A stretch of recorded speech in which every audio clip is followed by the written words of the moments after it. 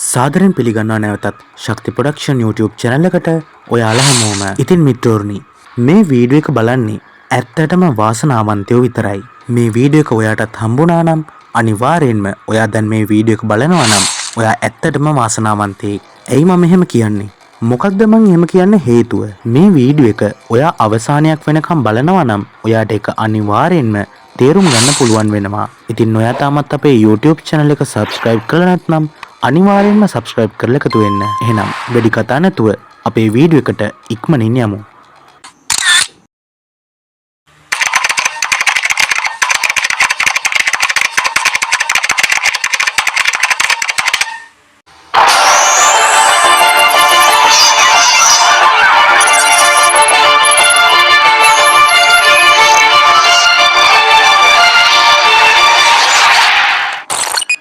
මේ සමාජය ගැන අවධානයෙන් බැලුවොත් ඔයාට විවිධාකාර මිනිස්සු දැක ගන්න පුළුවන් වෙනවා.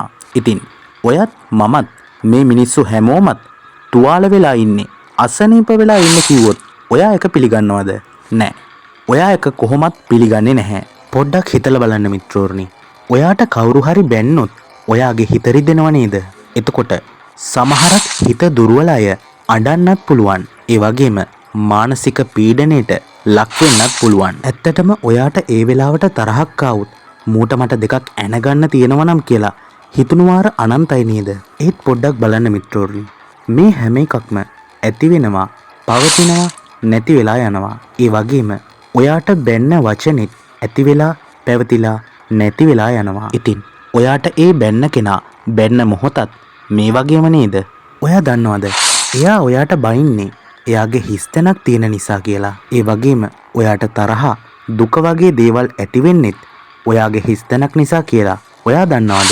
ඉතින් මිත්‍රෝනි අපේ කොතනවත් හිස්තැනක් නැහැ. මේ ලෝකේ ජීවත් වෙන සෑම සත්වයක්ම සම්පූර්ණයි මිත්‍රෝනි. ඒත් අවිද්‍යා තෘෂ්ණා එකතු වීමෙන් ජාති නැමැති මමත්වයක් සෑදීම නිසා තමයි අපිට මේ හිස්තැන පේන්නේ මිත්‍රෝනි. ඉතින් මීට පස්සේ ඔයාට කවුරු හරි බනිනවා නම් එයාට කරුණාව දක්වන්න, මෛත්‍රිය දක්වන්න. මොකද එයා ගොඩක් ලෙඩ වෙලා ඉන්නේ. එයා දන්නේ නැහැ එයා සම්පූර්ණයි කියලා. එයා මේ ස්වභාව ධර්මයමයි කියලා එයා දන්නේ නැහැ. මේ කාලේ තියෙන ලොකුම ප්‍රශ්නයක් තමයි ආදර සම්බන්ධතා නිසා දිවි නසා ගැනීම. ඉතින් මිත්‍රෝනි ඇයි මිනිස්සු මෙහෙම කරගන්නේ? තමන්ගේ පිරීලා තියෙන ජීවිතය කරදරේ දාගෙන නැවත නැවතත් කරදරයකට වැටීම නේද මේ සිද්ධ කරන්නේ. ඒ වෙලාවේ ලොකුම ලොකු මානසික පීඩනයක් එනවා කියලා අනිවාර්යෙන්ම මම දන්නවා. හැබැයි මේ ඔයා කරන්න යන දේ නිසා රිටර්න් එක ඩබල් ට්‍රිබල් වෙලා එනවා කියලා ඔයා දන්නවා නම් ඔයා කවදාවත් සියදිවි හානි කර ගැනීම සිද්ධ කරන්නේ නැහැ. පෙම්වතිය හෝ පෙම්වතා ඔයාව දාලා යනවා නම් ඒක ඔයාගේ කර්මයට අනුව සිද්ධ වෙන දෙයක් මිත්‍රෝනි.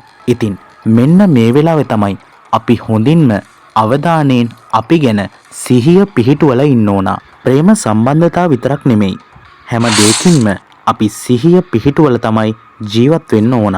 ඔයාට තරහ ගියත්, ඊර්ෂ්‍යාවක් දැනුණත්, වෛරයක් ආවත්, ඒ වගේම තණ්හාවක් ආවත්, මේ කියන මොකක් ආවත් ඔයා සිහිය පිහිටුවලා ඉන්න අනිවාර්යෙන්ම පුරුදු වෙන්න ඕන. මෙන්න මේ විදිහට කළොත් මේ ජීවිතවල තියෙන සැබෑ ස්වરૂපය, සැබෑ ස්වභාවය, ස්වභාව ධර්මය ඔයාට ඇත්තටම තේරුම් ගන්න පුළුවන් වෙනවා. මේ කෘතග්ජන අසනීප වෙලා ඉන්න සමාජය ඔයාට එක එක දේවල් කියයි, එක එක දේවල් කරයි. හැබැයි ඔයා සිහිය පිහිටුවලා ඉන්නවා නම් ඔයා ඒ හැම එකකින්ම නිදහස් පුද්ගලයෙක්. ඉතින් මිත්‍රෝනි මේ කිව්ව දේවල් මේ විදිහටම කරන්න පුරුදු වෙන්න. එහෙම කළොත් මෙච්චර කල් ඔයා මොනවාද කරලා තියෙන්නේ කියලා ඔයාටම ලැජ්ජ හිතේ. එහෙනම් අදට අපි ගිහින් එන්නම්. ඔයාට සුබම සුබ දවසක් වේවා.